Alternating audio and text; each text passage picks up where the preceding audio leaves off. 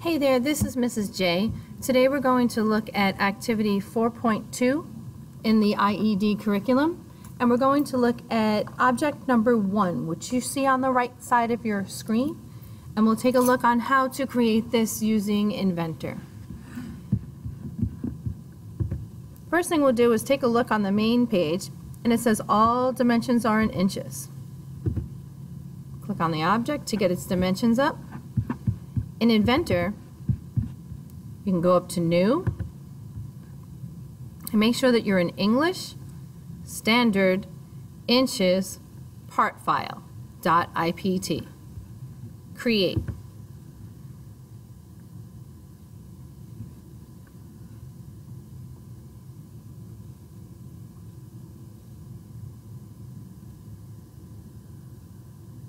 We'll give it a minute to load.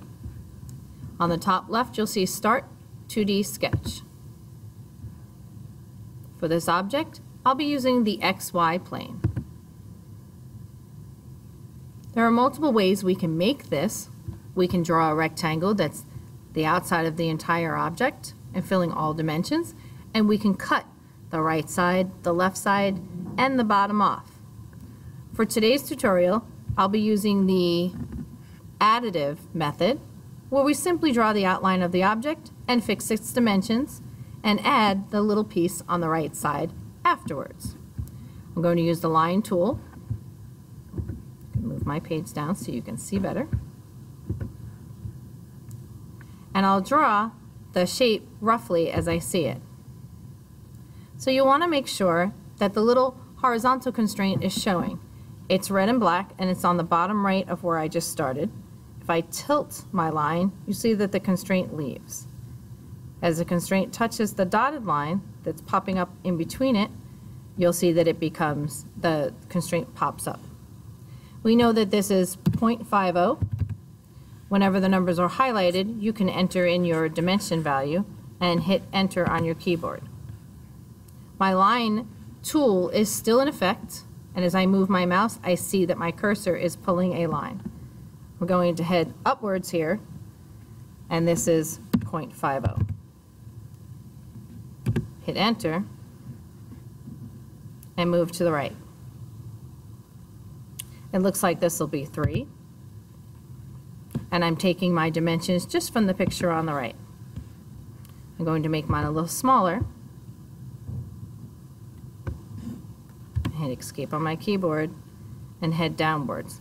Now I could type in 0.5, or I can line it up. You see how that line pops up there as I get across? It's telling me it's directly across, and I can just hit enter. Do that again, make it stay. Okay, now we're going to go to the right, and we're 0.5, enter. Coming up the side of the object, we're 1.5. We want to make sure we're in 90-degree angle. Coming across to the left, it is 1.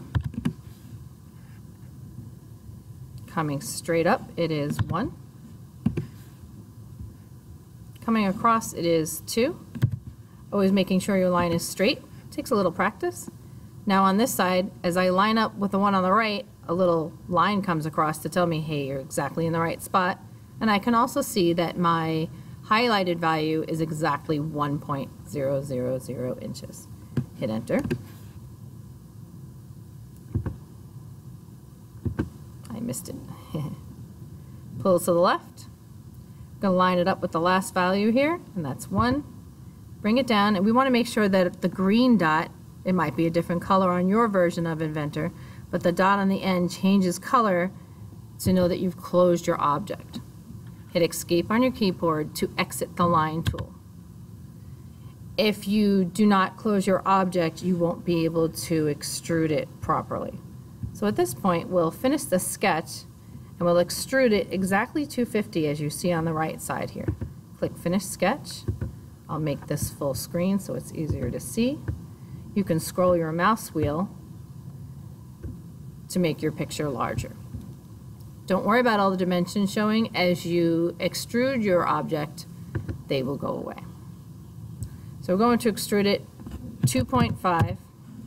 And we can choose our direction either by pulling this arrow where it lets you drag, or, put my values back in, we can use the different arrows at the different direction boxes, folders below us, and you should try each one of them to see.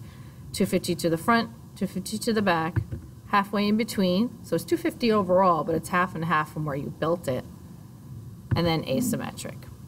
We're going to go to the back and hit OK. So we're almost done. We have one more part to add. Let's go back to our original and take a look. We have this little piece right here. I'll enlarge it.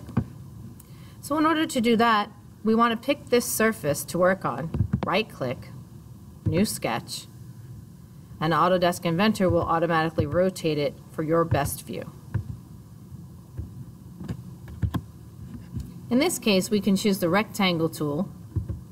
I'm going to drop down, make sure I have a regular 2-point rectangle, and I will drag from the left to the right, and I know that this is 1.5. I'm going to hit Tab in order to toggle to the next dimension, and this is 0.25. Hit Enter. Escape to exit the Rectangle tool. Now we're going to add the constraints to place it where it belongs correctly on this side. So by going to the Constrain menu, finding the Dimension tool, I know that I can touch the left side twice in order to place it properly. So I'm going to touch the left line, not on the edges, but somewhere in the middle of the line. And then you need to, that's not enough, so you'll need to touch the left side of your object. You'll see the edge changes, it highlights, and then drag down in between the two. Click on that and enter 0.5.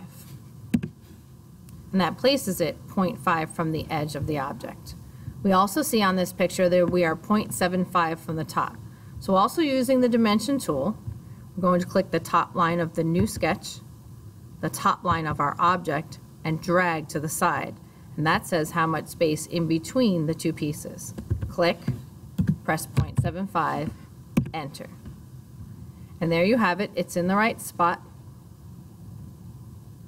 We're going to click Finish Sketch, and then we'll need to extrude it 0.75.